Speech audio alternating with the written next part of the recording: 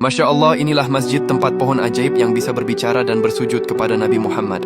Jika kita mengunjungi Madinah, ada satu titik yang jarang tersentuh hiruk-pikuk jamaah, namun menyimpan kisah mukjizat yang luar biasa indah.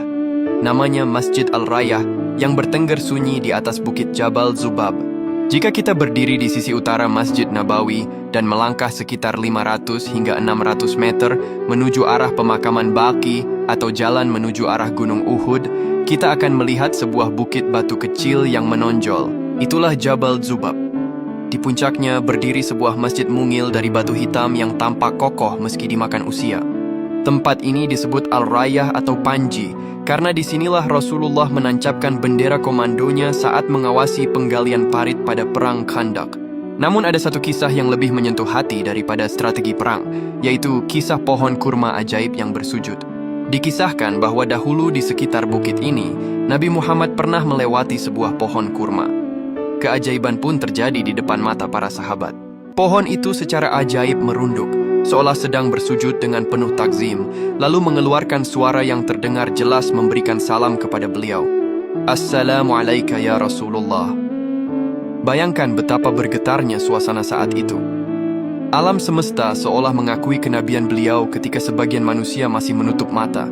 Masjid Al-Rayah ini dibangun untuk mengabadikan momen-momen sakral di bukit ini, menjadikannya saksi bisu bahwa cinta kepada Rasulullah tidak hanya milik manusia, tapi juga pepohonan dan bebatuan. Saat ini, Masjid Al-Rayah tetap mempertahankan karakternya yang autentik.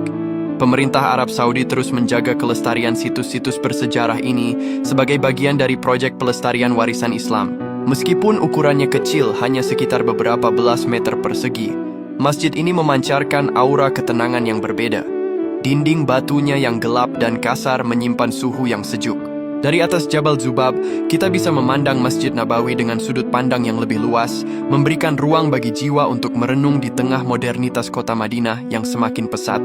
Mengunjungi tempat ini bukan sekadar berfoto, tapi merasakan kembali getaran mukjizat masa lalu.